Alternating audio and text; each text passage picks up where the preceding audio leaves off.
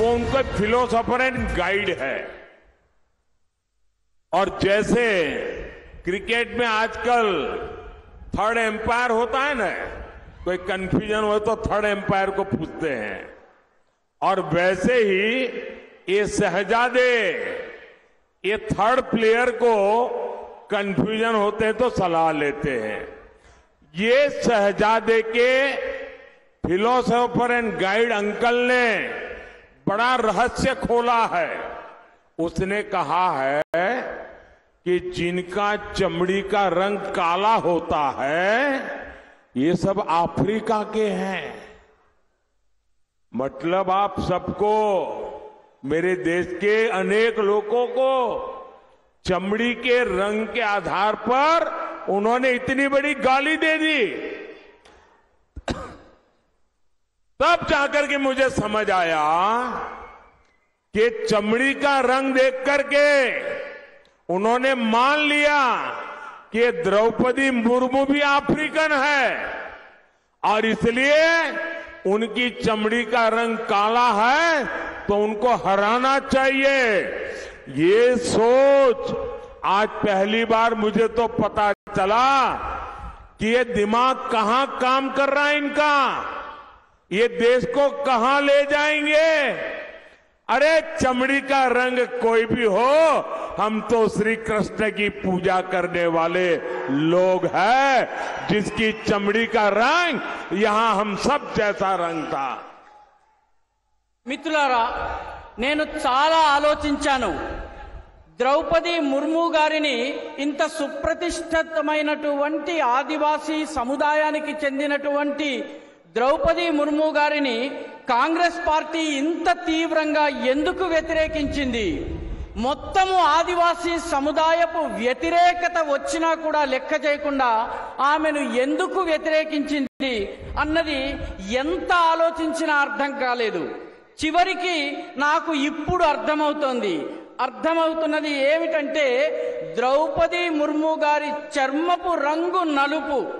ఇక్కడ ఉన్నటువంటి రాజకుమారుడికి అమెరికాలో ఒక ఫ్రెండ్, ఫిలాసఫరు, గైడ్ అంటే మిత్రుడు, సఖుడు, మార్గదర్శి ఉన్నారు. ఆయన ఈ అంకుల్ ఎవరైతే అమెరికాలో ఉన్నారో ఆయన ఈ మధ్య ఒక మాట చెప్పారు. చర్మము రంగు నల్లగా ఉన్న వాళ్ళందరూ ఆఫ్రికన్లు అని చెప్పారు. మీరంతా మీ చర్మము రంగు నల్లగా ఉంది అంటే మిమ్మల్ని అందరినీ కూడాను ఒక పెద్ద తిట్టినట్టుగా, చాలా అవమానకరంగా మాట్లాడినట్టుగా మీరు భావించాలి. నాకు అర్థమైనప్పుడు చర్మము రంగుని బట్టి ద్రౌపది ముర్ము గారిని కూడా ఆఫ్రికన్ అని ఆయన భావించారు. అందుకే ఓడించాలని చెప్పి ఆయన బోధించారు. మెదడు ఎక్కడిది, ఆలోచన ఎక్కడిది అన్నది మనం అర్థం చేసుకోవాలి. చర్మపు రంగు నల్లగా ఈ దేశంలో చాలా మందికి ఉంటుంది. భగవాన్ శ్రీకృష్ణుడి చర్మపు రంగు కూడా నీలం రంగులో, నల్ల రంగులో, మనందరి రంగులో ఉంటుందని గమనించాలి. साथियों, मैं एक गंभीर सवाल आज आपको पूछना चाहता हूं. मैं पहले चाहूंगा कि तेलुगु में उसका अनुवाद हो ताकि मेरा सवाल मैं सही तरीके से आपको पूछ सकूं. మిత్రులారా, నేను ఇప్పుడు ఒక ముఖ్యమైన ప్రశ్న మిమ్మల్ని అడగబోతున్నాను. దీన్ని తెలుగులో నేను వివరిస్తాను. ఆ తరువాత మీరు దీనికి జవాబు ఇవ్వవలసి ఉంటుంది. साथियों, मेरा सवाल है और आप तेलुगु में बोलने के बाद मुझे जवाब देना.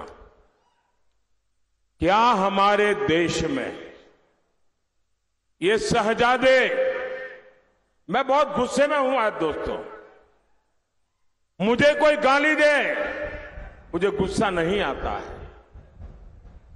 मैं सहन कर लेता हूं, लेकिन आज शहजादे के फिलोसोफर ने इतनी बड़ी गाली दी है जिसने में गुस्सा भर दिया है. कोई मुझे बताइए, क्या मेरे देश में चमड़ी के रंग के आधार पर लोगों की योग्यता तय होगी? क्या चमड़ी के रंग का खेल शहजादे को किसने इजाजत दी है? संविधान सर पे लेकर के नाचने वाले लोग चमड़ी के रंग के आधार पर मेरे देशवासियों का अपमान कर रहे हैं। మిత్రులారా, ప్రశ్నను తెలుగులో వివరిస్తాను. మన దేశంలో కూడా ఈ రాకుమారుడు ఎవరైతే ఉన్నారో, ఈ పెత్తందారుల పెద్ద కుమారుడు ఎవరైతే ఉన్నారో, ఆయన మీద నాకు చాలా కోపం వస్తోంది. నన్ను తిడితే నాకు కోపం రాదు, కానీ నా దేశంలో ఉన్నటువంటి అనేకానేక మంది ప్రజలను, ఇక్కడ ఉన్నటువంటి వాళ్ళ చర్మం రంగుని పట్టి ఈ దేశపు రాకుమారుడి ఫిలాసఫర్, వారి యొక్క మార్గదర్శకుడు లండన్లో కూర్చుని, అమెరికాలో కూర్చుని తిట్టడము నాకు కోపం తెప్పిస్తోంది. మీరు చెప్పండి, ఈ దేశంలో చర్మపు రంగుని పట్టి యోగ్యతను నిర్ధారిస్తారా? జవాబివ్వండి. ఈ దేశంలో రాజ్యాంగాన్ని తమ నెత్తిన పెట్టుకుని తిరిగేటటువంటి వాళ్ళు చర్మం ఆధారంగా వ్యక్తుల గొప్ప హెచ్చు తగ్గులని నిర్ధారించడం సబబా? జవాబివ్వండి. शहजादे, आपको जवाब देना पड़ेगा. चमड़ी के रंग के आधार पर मेरे देशवासियों का अपमान मेरा देश सहन नहीं करेगा और मोदी तो कतई नहीं करेगा. మిత్రులారా, మీరు జవాబు చెప్పాలి.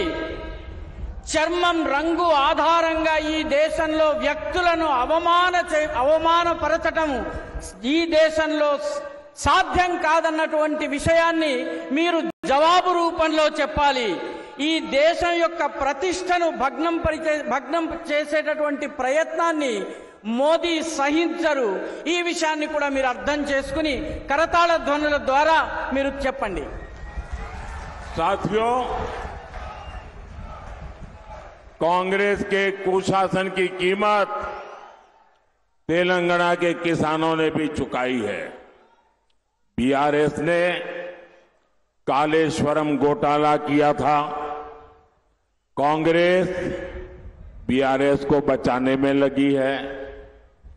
कालेश्वरम प्रोजेक्ट पर इसका लूट का नुकसान हमारे किसानों को हो रहा है. మిత్రులారా, కాంగ్రెస్ ప్రభుత్వం యొక్క దుశ్శాసన పర్వం యొక్క ఖరీదు మూల్యాన్ని తెలంగాణ యొక్క రైతులు చెల్లించాల్సి వస్తోంది. బీఆర్ఎస్ ప్రభుత్వము కాళేశ్వరం స్కామ్ కి పాల్పడింది.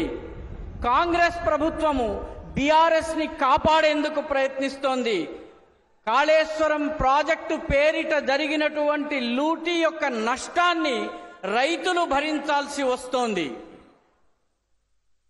साथियों, बीजेपी के लिए किसान हमारी टॉप प्रायोरिटी है, पहली प्राथमिकता है. हमने टर्मरिक किसानों के लिए टर्मरिक बोर्ड बनाया. हमने पैडी और कॉटन की रिकॉर्ड खरीद की. आज तेलंगाना के करीब 40 लाख किसानों को किसान सम्मान निधि मिल रही है. हमने रामागुंडम में बंद पड़ी फर्टिलाइजर की फैक्ट्री शुरू करवाई. नौजवानों को रोजगार मिला, किसानों को फर्टिलाइजर मिला. మిత్రులారా, బీజేపీకి రైతులకే బీజేపీ యొక్క పెద్దపీట. మా యొక్క ప్రాథమికత రైతాంగము, రైతు సంక్షేమం.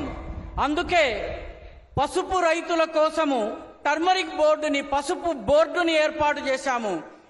వరి ధాన్యము, పత్తి కోసము రికార్డు స్థాయిలో కొనుగోళ్లు చేశాము. తెలంగాణలోని 40 లక్షల మంది రైతులకు కిసాన్ సమ్మాన్ నిధి అందుతోంది. Well, that has been one